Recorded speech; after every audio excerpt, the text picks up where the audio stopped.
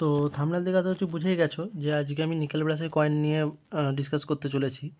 তো তার আগে একটা কথা বলে রাখি যে আমার এই ভিডিওগুলো দেওয়ার উদ্দেশ্য এটা নয় যে কার কাছে কত দামে কয়েন আছে, কে কত দামে বিক্রি করবে বা কিছু। আমি জাস্ট এই জন্যই দিই যে আমার কী কালেকশান আছে বা আমি যেটুকু জানি সেটুকু আমি বলার চেষ্টা করি নিজের মতো করে।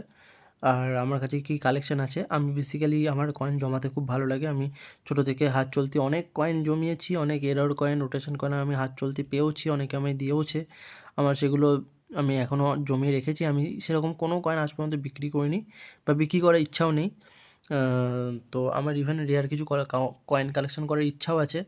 আমি যখনই কোনো কয়েন পাই সেটাকে বারবার এদিক সেদিক নাড়িচাড়ি দেখি, কারণ আমার দেশের বিদেশে অনেক কয়েন আছে আর আমার এগুলো এটার শখ, আমার এটা করতে ভালো লাগে। তো যাদের এইটা ইচ্ছা বা শখ তারাই আমার ভিডিওগুলো দেখো, কারণ আমার ভিডিওগুলো এটা নয় যে তোমার কাছে কত দামি কয়েন আছে তুমি কোথায় বিক্রি করবে, কত দাম পাবে, এটার জন্য না। আমার ভিডিওগুলো এরকম যে তোমার কাছে কয়েন আছে, তুমি কত ভালো ভালো কয়েন জমাচ্ছ, তুমি সেগুলো মানে তোমার কালেকশনটা কীরকম বা তুমি কত ভালো ইনভেস্ট করছো সেটাও সব মানে এটাই আমার কাছে বড় কথা। তো এইরকম যাদের হবে তারাই আর কি আমার ভিডিওগুলো দেখো।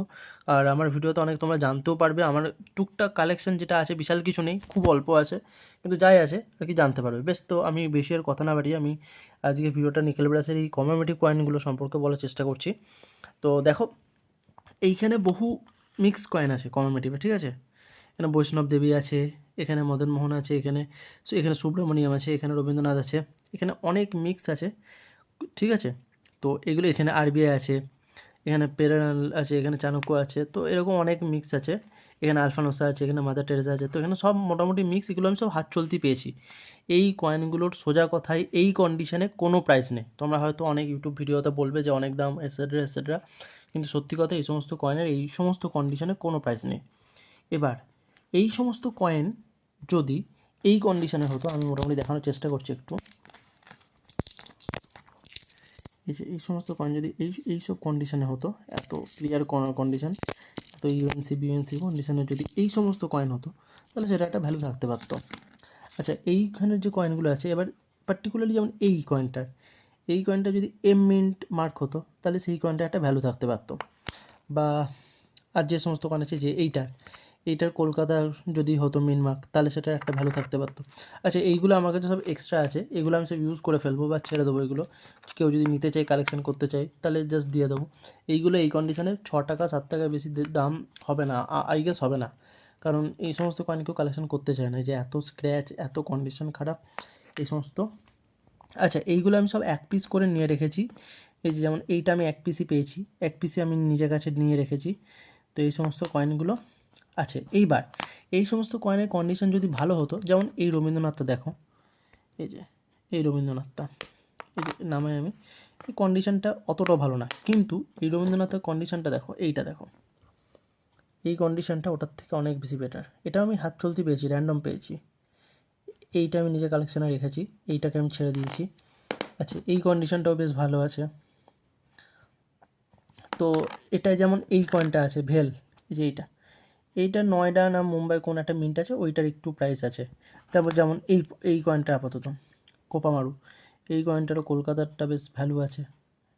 তো এরকম টুকটাক, তাছাড়া এমনি এই কয়েনের এই খারাপ কন্ডিশনে কোনো ভ্যালু নেই।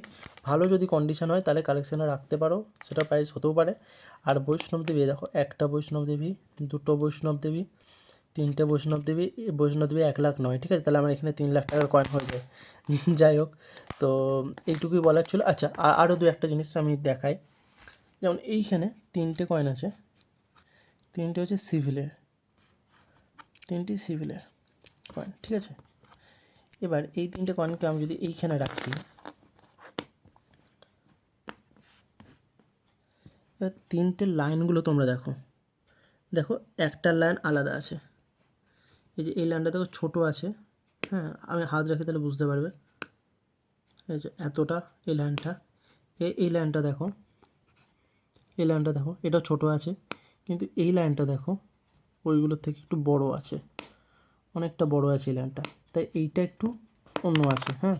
তো এই ধরনের জিনিসগুলো আমি নিজের কালেকশানে রাখছি। আরও যদি তোমাদের দেখাই, এই যে এই দুটো কয়েনের দেখো, এই দুটো কয়েন আর এই কয়েনটাও যদি আমি রাখি পাশাপাশি,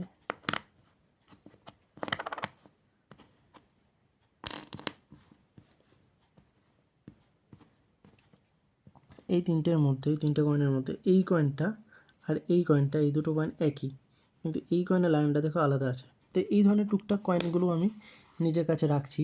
আর কন্ডিশনে ভালো হওয়ার জন্য আমি এইটা রেখেছি, এইটাকে আমি ছেড়ে দিচ্ছি। তো এইরকম আর কি টুকটাক রেখেছি। আর বাকি সব এগুলো মানে করার জমানোর কোনো মানে নেই। কন্ডিশন ভালো হলে ঠিক আছে, না হলে ছেড়ে দেওয়া উচিত। এই দুটো যেমন আলাদা আলাদা আছে, দুটোই আলাদা।